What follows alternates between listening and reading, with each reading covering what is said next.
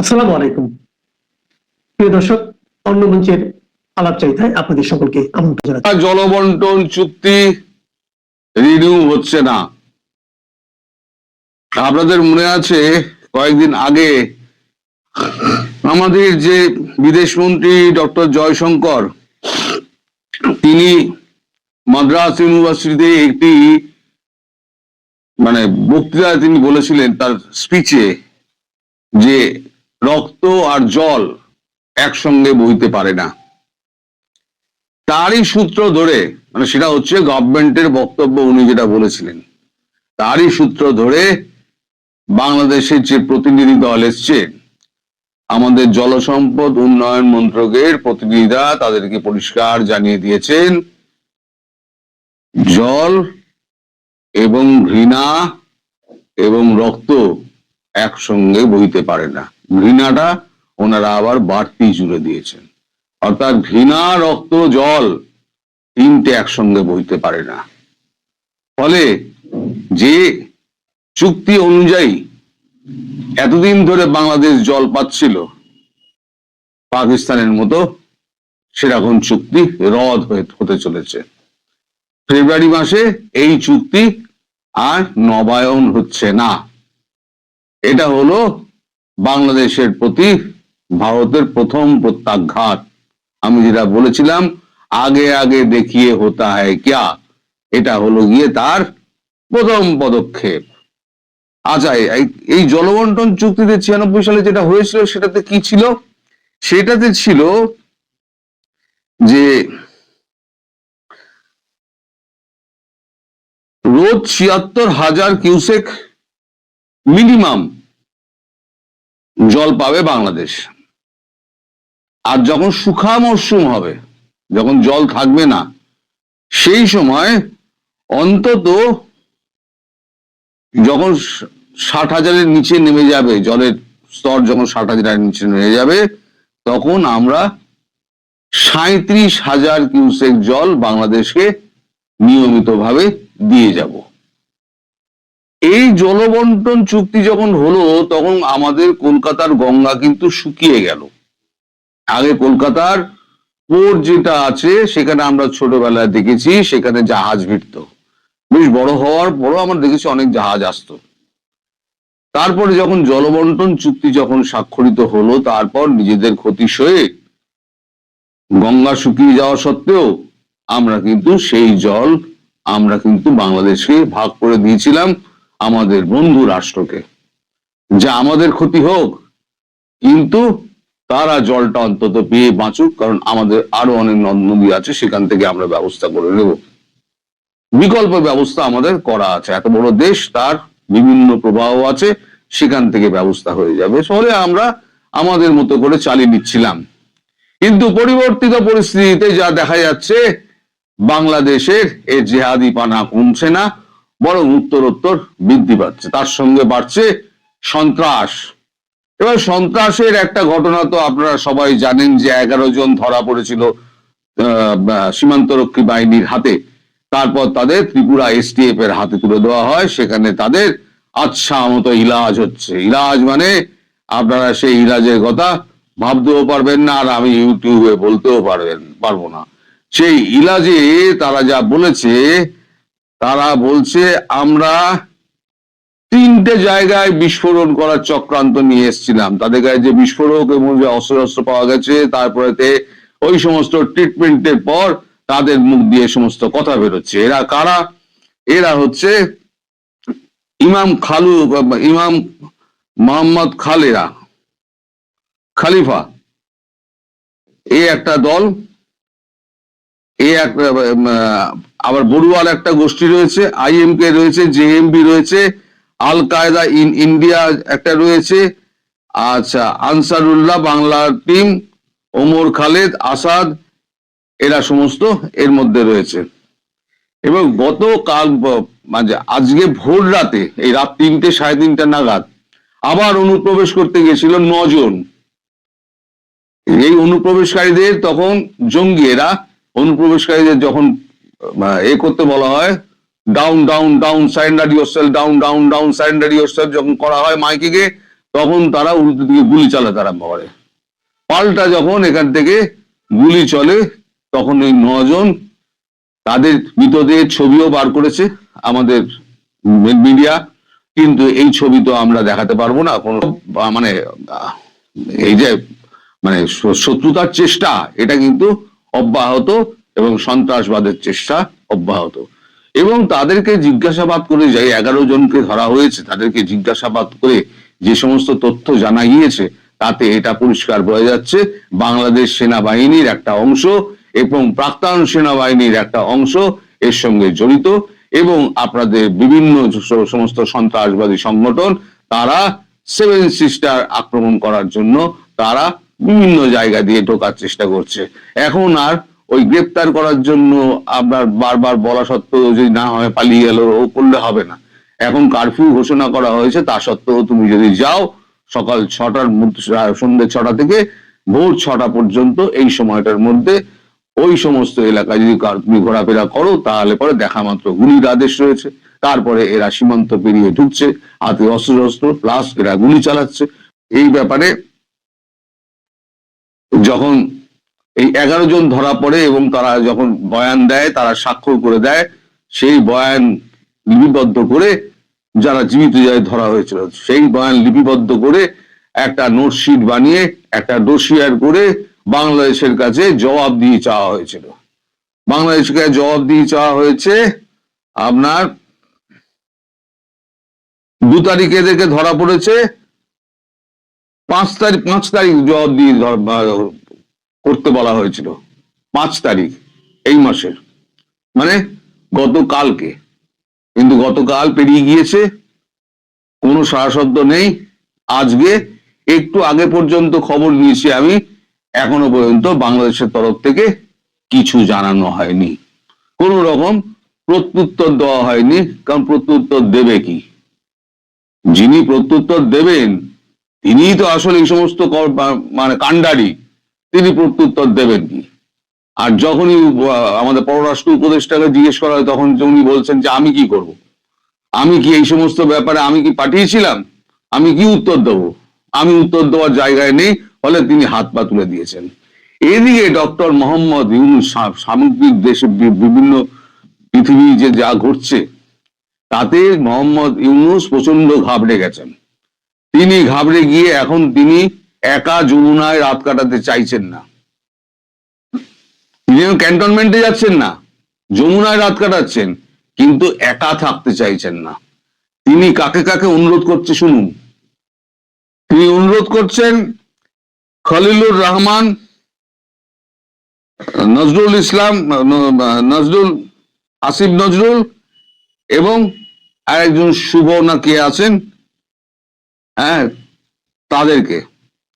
তিনি খলিলকে বিশেষ করে বলেছেন, আপনি তো মার্কিন যুক্তরাষ্ট্রের নাগরিক, ফলে আপনার গায়ে তো হাত পড়বে না, আপনি দয়া করে আমার এখানে থেকে যান। কিন্তু কেউ ভরসা করে ডক্টর ইউনূসের পাশে থাকছেন না। ওনাকে একাকী ভয়ে ভয়ে রাত কাটাতে হচ্ছে। কখন কে তুলে নিয়ে যায়, কখন কে যমুনায় ঢুকে পড়ে, দিনকাল তো ভালো নয় ডক্টর ইউনূস। আপনার আশঙ্কা সত্যি হলেও হয়তো হতে পারে, আমি তো আর বলতে পারবো না। ভারতবর্ষ কি প্ল্যান করছে? দুপুরে যে ভিডিওটি আমি ছেড়েছি, সেখানে দেখাই যাচ্ছে যে ইন্ডিয়া, রাশিয়া, চায়না একসঙ্গে রিগ গঠন করেছে, কাজকর্ম শুরু করবে। পাকিস্তান আর বাংলাদেশ তো ভারতের ভাগে পড়েছে, সে ভাগের গঙ্গা এখন মা পায়, ভাগের গঙ্গা তো জলই পাচ্ছে না, মা পাবে কি করে? জলই পাচ্ছে না ভাগের গঙ্গা। তো এখন দেখুন ডক্টর ইউনূস, আপনি কি করে প্রাণে বাঁচবেন টাচবেন দেখুন। জলবন্টন চুক্তি করেছিলেন, তাহলে এখন করবেন না কেন? এক তো হলো পরিষ্কার জানিয়ে দিয়েছেন যে ঘৃণা, রক্ত আর জল একসঙ্গে বইতে পারে না। আর একটা কথা বলা হয়েছে, আমরা যখন চুক্তি করেছিলাম তখন একটা সভ্য জাতি ছিল বাংলাদেশ, এই বাংলাদেশকে আমরা চিনি না। এই বাংলাদেশ যেটা করছে সেটা হচ্ছে অসভ্য জাতিদের মতো ব্যবহার করছে। সে অসভ্য জাতিদের বাংলা ভারতবর্ষ এদেরকে মেনে নেয় না, মেনে নেবেও না। যতদিন এরা থাকবে ততদিন এই জলবন্টন চুক্তি স্থগিত থাকবে। নতুন করে যদি সরকার আসে এবং দেশ যদি শান্ত হয়, ভারত যদি সন্তুষ্ট হয়, যদি ভারত সন্তুষ্ট হয় তাহলে পরে এই চুক্তি আবার নতুন করে করা হতে পারে বলে তারা সাফ জানিয়ে দিয়েছেন এবং বলে দিয়েছেন আপনারা এখানে কালক্ষেপ না করে দেশে ফিরে যান। আমি চাই আপনাদের দেশ আবার নতুন করে গড়ে উঠুক, নতুন সূর্যোদয় হোক, আবার নতুন করে বাংলাদেশ তার সুখ শান্তি ফিরে পাক। সবাই ভালো থাকবেন। নিয়ন্ত্রিত নির্বাচনের প্রাথমিক পর্বে দেখা যাচ্ছে তুগলকি কারবার। সবার জন্য সমান সুযোগ তো দূরের কথা, রিটার্নিং কর্মকর্তার সামনে ঘাট ধাক্কা দেওয়া হচ্ছে প্রার্থীকে। কিংস পার্টির নেতারা দিচ্ছেন হুঙ্কার, জামাত প্রার্থীর সমর্থকেরা হুমকি দিচ্ছেন রিটার্নিং কর্মকর্তাকে। আবার বিএনপির 7 খুন মাফের অভিযোগও পাওয়া যাচ্ছে। ভোটের আগেই বিজয়ী নেতার ভূমিকায় অবতীর্ণ হয়েছেন তারেক রহমান। ব্যবসায়ী নেতা থেকে শুরু করে বিশ্ববিদ্যালয়ের উপাচার্য সবাই ছুটছেন তার সান্নিধ্য পেতে। মূলধারার সংবাদ মাধ্যমগুলো খোলাখুলি ভাবে বিএনপির পক্ষে প্রচারেও নেমেছে। এমন অবস্থায় ভোটের মাঠ সমতল রাখার দায়িত্ব যাদের, সেই নির্বাচন কমিশন আছে দিবানিদ্রায়। অভিযোগ উঠলেই শোনা যাচ্ছে গদ বাধা সাফাই, আছে আনুষ্ঠানিকভাবে অভিযোগ পেলে ব্যবস্থা নেওয়ার আশ্বাস। প্রমাণপত্র জমা এবং বাছাই পর্বে যেসব নজির তৈরি হয়েছে তাতে এরই মধ্যে ইতিহাসে জায়গা করে নিয়েছে ত্রয়োদশ জাতীয় সংসদ নির্বাচন। সামনের দিনগুলো আরো কি নজির গড়ে, ভোট রেখে সেদিকেই নজর পুরো দেশের। বিস্তারিত জানতে চলুন যাওয়া যাক বিশ্লেষণ। আওয়ামী লীগের কার্যক্রম নিশ্চিত রেখে ত্রয়োদশ জাতীয় সংসদ নির্বাচনের পরিকল্পনা নিয়ে এগোচ্ছে সরকার ও নির্বাচন কমিশন। বলা হয়েছিল এটি হতে যাচ্ছে দেশের ইতিহাসের সেরা এবং উৎসব মুখর নির্বাচন। তবে ভোটের মাত্র 5 সপ্তাহ আগেও তার লেশ মাত্র ছাপ নেই সারা দেশে। এর বদলে মনোনয়নপত্র জমা এবং বাছাই নিয়ে ভেলকিবাজি নিয়ে সরগরম সোশ্যাল মিডিয়া। কেউ জানাচ্ছেন বিস্ময়, কেউ করছেন কৌতুক। কাগজে কলমে তফসিল ঘোষণার পর থেকে নির্বাচনী পরিবেশ রক্ষার সব দায়িত্ব নির্বাচন কমিশনের। তবে গত কয়েকদিনের চিত্র বলছে সরকারের মিত্র দলগুলোর যা খুশি তাই আচরণের মুখে অসহায় নির্বাচনী কর্মকর্তারা। দলগুলোকে নিয়ন্ত্রণে রাখা তো দূরের কথা, তাদের দাপটে নাভিশ্বাস উঠেছে সবার। রিটার্নিং কর্মকর্তাদের সামনে সরকার মিত্র দলের নেতাদের দাপট দেখানোর বেশ কিছু ঘটনা এসেছে সংবাদ মাধ্যমে। এর মধ্যে সবচেয়ে বেশি আলোচিত হচ্ছে কুড়িগ্রামের রিটার্নিং কর্মকর্তা এবং জেলা প্রশাসক অন্নপূর্ণা দেবনাথকে নাজেহাল করার ঘটনা। দ্বৈত নাগরিকত্ব সংক্রান্ত জটিলতায় বাতিল করা হয় কুড়িগ্রাম 3 আসনে জামাত প্রার্থী মাহবুবুল আলম সালেহের মনোনয়নপত্র।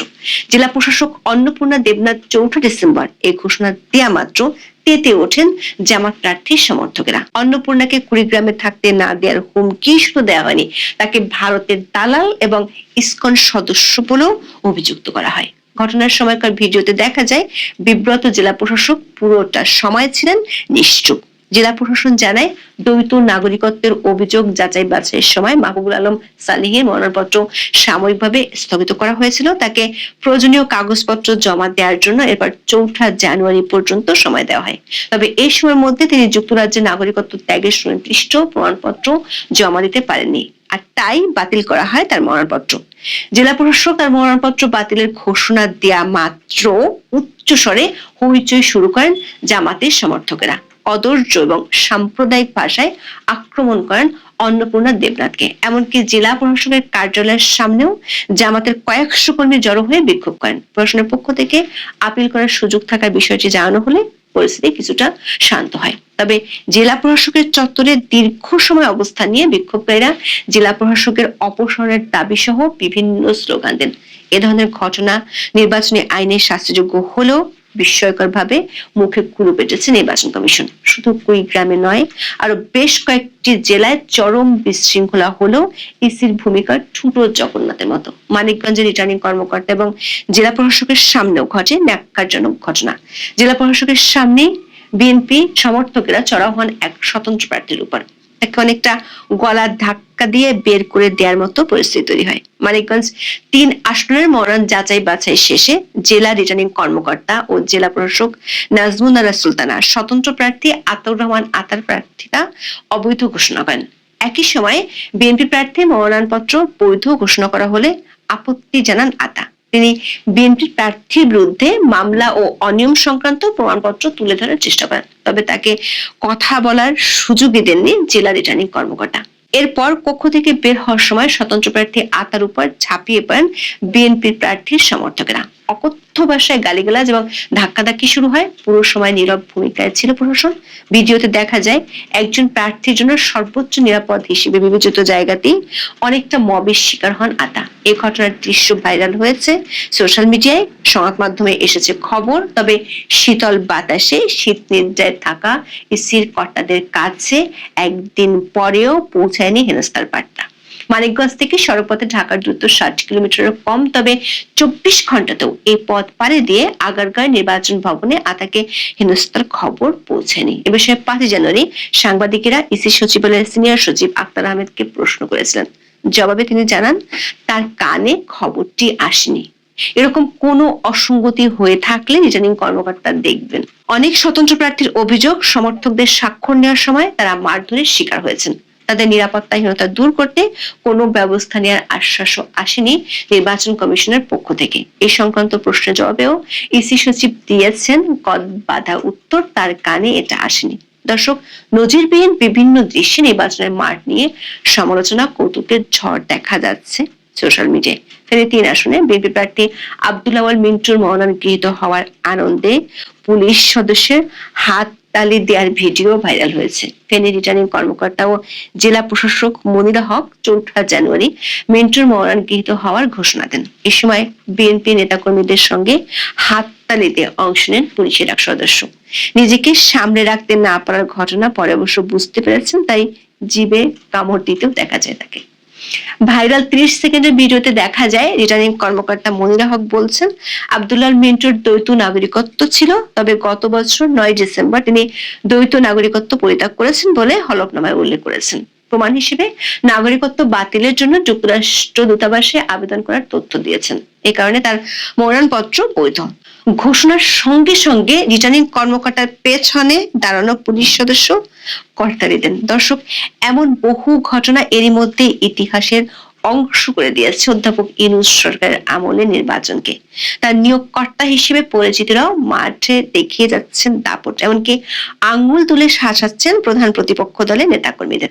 কুমিল্লায় 2 জানুয়ারি রিটার্নিং কর্মকর্তার কার্যালয়ে মনোনয়নপত্র যাচাই বাছাইয়ের সময় এনসিপির হাসনাত আব্দুল্লাহ আঙ্গুল তুলে শাসনের একটি ভিডিও নিয়েও চলছে ব্যাপক আলোচনা। হাসনাত তার কুমিল্লা 4 আসনে বিএনপি প্রার্থী মঞ্জুল আহসান মুন্সির হলফনামায় তথ্য গোপনের অভিযোগ তোলেন।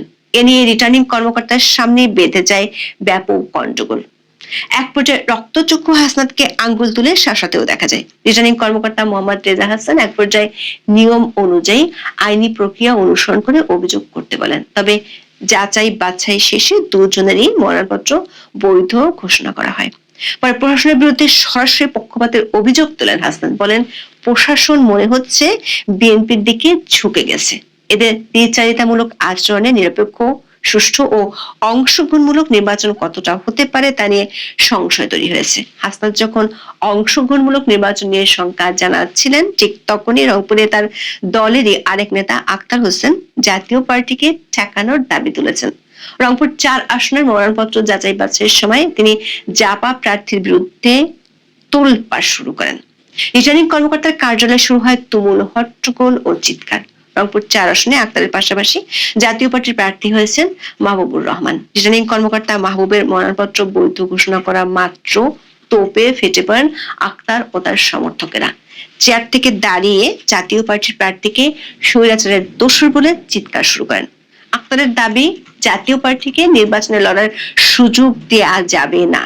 ঢাকায় 4 ডিসেম্বর একই দাবি তুলে বলেন, যে জাতীয় পার্টি স্বৈরাচার তৈরি করেছে তারা যেন কোনোভাবে নির্বাচনে অংশ নিতে না পারে। জাতীয় পার্টিকে নির্বাচন করতে দেওয়া মানে স্বৈরাচারকে পুনর্বাসনের জন্য সুযোগ করে দেওয়া। সব মিলিয়ে নির্বাচনের প্রাথমিক পর্বে যে যার মতো গায়ের জোরে মাঠের নিয়ম ঠিক করে দিচ্ছেন। অবশ্য এসবের কিছুই চোখে পড়ছে না নির্বাচন কমিশনার। তাদের কাছে নির্বাচনের পরিবেশ ও পরিস্থিতি বেশ সন্তোষজনক। প্রধান নির্বাচন কমিশনার এএমএম নাসিরউদ্দিন 5 জানুয়ারি দাবি করেন, সবকিছু ঠিকঠাক চলছে। বলেন, সবার সহযোগিতা থাকলে আসন্ন জাতীয় সংসদ নির্বাচন একটি অবাধ, সুষ্ঠু ও গ্রহণযোগ্য নির্বাচন হিসেবে উপহার দেওয়া সম্ভব। বর্তমান নির্বাচনের পরিবেশ মোটের উপর সন্তোষজনক।